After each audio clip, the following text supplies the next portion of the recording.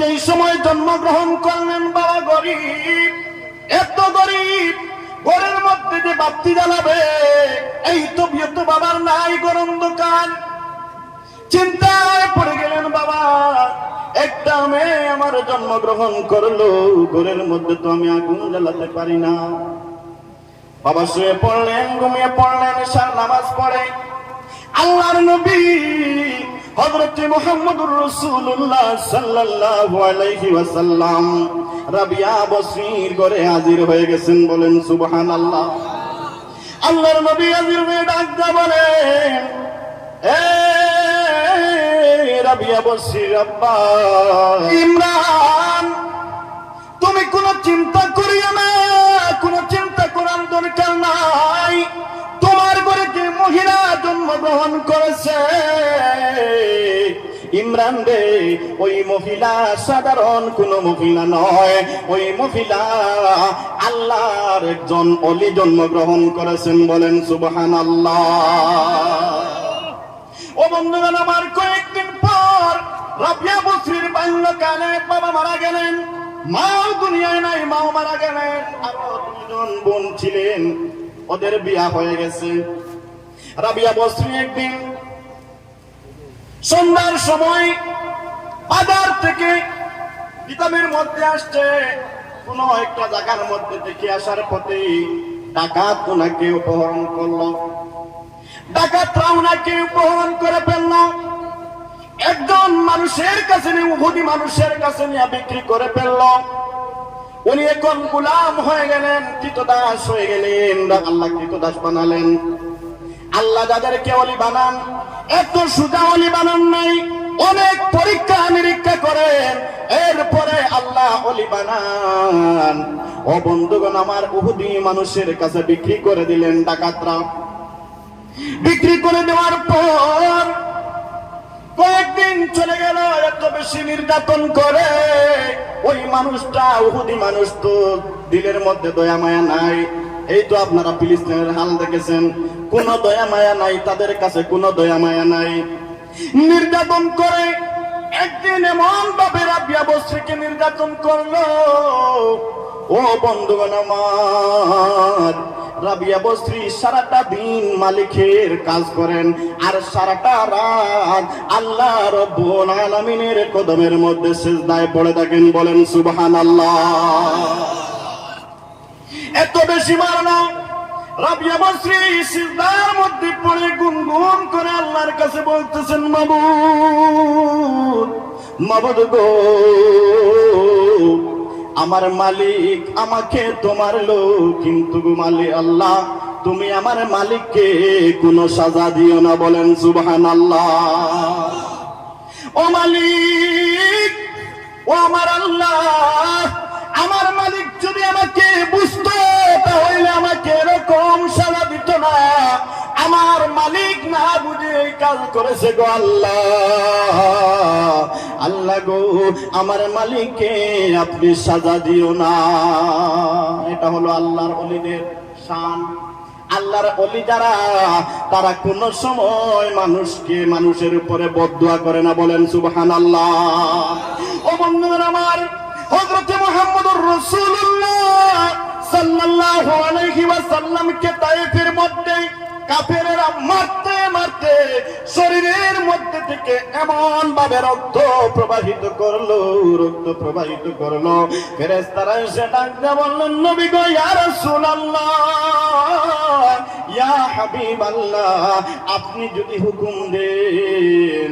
জিবরাইল আমিন বলেন, নবী গো, আমি গজবের ফেরেশতা নিয়ে এসেছি, আপনি হুকুম দিলে ওই উহুদের পাহাড়ে চাপা দিয়ে এই তায়েফবাসীকে ধ্বংস করে দিব। আল্লাহর নবী হযরত মুহাম্মদুর রাসূলুল্লাহ সাল্লাল্লাহু আলাইহি ওয়াসাল্লাম ডাক দিয়ে বলেন, ফেরেশতারা রে, আমি এই জমিনের মধ্যে আমি মানুষের প্রতিশোধ নেওয়ার জন্য আসি নাই। বলেন সুবহানাল্লাহ। নবী আমার ইশকের দেওয়ানা তোমরা জানো না, নবী আমার ইশকের দিওয়ানা, নবী আমার উম্মতের দিওয়ানা, তোমরা জানো না দেওয়ানা, নবী আমার উম্মতের দেওয়ানা, তোমরা জানো না নবী আমার ইশকের দেওয়ানা। ওরে আমার বাড়ির উপর দিয়া আমার নবীর যাই দুরুদ পড়িয়া গো, আমার বাড়ির উপর দিয়া আমার নবীর যাই দুরুদ পড়িয়া গো, সেই নবীর দুরুদের সুরে, সেই নবীর দুরুদের সুরে মন যে গড়ে রয় না, তোমরা জানো না নবী আমার উম্মতের দিওয়ানা, নবী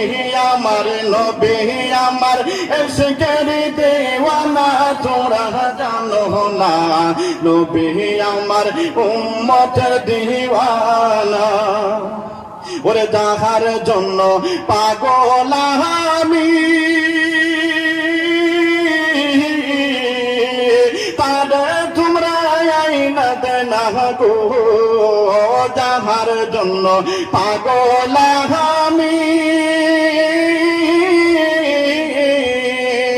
তারে তোমরা আইনা দেনা গো, ওই নবীকে চাড়াই রে, ওই নবীকে চাড়াই আমার পরাণ বাঁচে না, নবী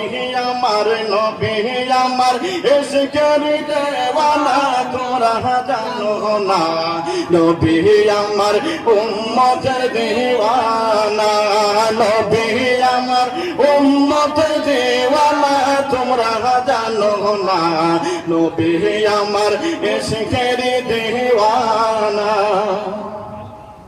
ওরে হাওয়ার চাদর গায়ে দিয়া আমি তাকি ঘুমাইয়া গো, হাওয়ার চাদর গায়ে দিয়া আমি তাকি ঘুমাইয়া গো, ওই বন্ধুর বাঁশির সুরে, ওই বন্ধুর বাঁশির সুরে মন যে গড়ে রয় না, তোমরা জানো না নবী আমার উম্মতের দিওয়ানা, নবী আমার ইশকের দিওয়ানা, তোমরা জানো না নবী আমার উম্মতের দিওয়ানা। বলেন মারহাবা। ও বন্ধুগণ, আমার নবীজি ডাক যা বলেন, ও ফেরেশতারা, আমি এই জমিনের মধ্যে আমি প্রতিশোধ নিতে আসি নাই। ও বন্ধুগণ আমার, আমি কোথায় ছিলাম আপনারা বলেন দেখি, কোথায় ছিলাম? রাবিয়া বসরি কাঁদতেছেন সিজদার মধ্যে পড়ে, আর যে মালিকের কাজে ছিলেন ওই মালিক ঘরের পাশে গিয়ে দাঁড়িয়েছে। ওই মালিক দেখলো আমি সারাটা দিন ওই মেয়েটাকে আমি এমন ভাবে নির্যাতন করলাম, আরে কোন মেয়েটা আল্লাহর কাছে এমন ভাবে কাঁদতেছে, আর সে আদিন থেকে আসমান থেকে রাবিয়া বসরি যে ঘরের মধ্যে, এই ঘরের মধ্যে একটা নূরের জ্যোতি এসে গেছে। বলেন সুবহানাল্লাহ। ওই মালিক দেখে অবাক হয়ে গেল, আহারে আমি কি করলাম, আমি তো ওই মেয়েটাকে চিনতে পারলাম না, আমি ওই মেয়েটাকে চিনতে পারলাম না। ওই মেয়েটা সাধারণ কোনো মহিলা নয়, সাধারণ কোনো মহিলা নয়। ও বন্ধুগণ আমার, ওই মালিক অবাক হয়ে গেল। মালিক কানের মধ্যে কাঁদতে কাঁদতে কাঁদতে কাঁদতে ঘরের মধ্যে চলে গেল, গিয়ে বিবিকে ডাক দেয়া বললো, বিবি রে আয় আয় দেখে যা, আয় রাবিয়ার ঘরটা একটু দেখে যা, দেখে যা রে দেখে যা। তার বিবিকে মালিককে সঙ্গে নিয়ে এসে দেখে রাবিয়া এইভাবে কাঁদতেছে আর আল্লাহর কাছে ক্ষমা চাইতেছে, আল্লাহ গো, ও আল্লাহ, আমার কারণে আমার মালিককে আপনি কষ্ট দিবেন না। ও বন্ধুগণ, আমার সকাল হওয়ার পর ওই মালিক রাবিয়াকে ডাক দিয়া বলে, রাবিয়া রে, আমি তোমার কাছে বড় ভুল করে ফেলেছি, রাবিয়া রে, আমাকে মাফ করে দাও। ও রাবিয়া, আজ থেকে তোমাকে আমি মালিক বানাইয়া দিলাম, আর আজ থেকে আমি তোমার গোলাম হয়ে গেলাম। বলেন সুবহানাল্লাহ।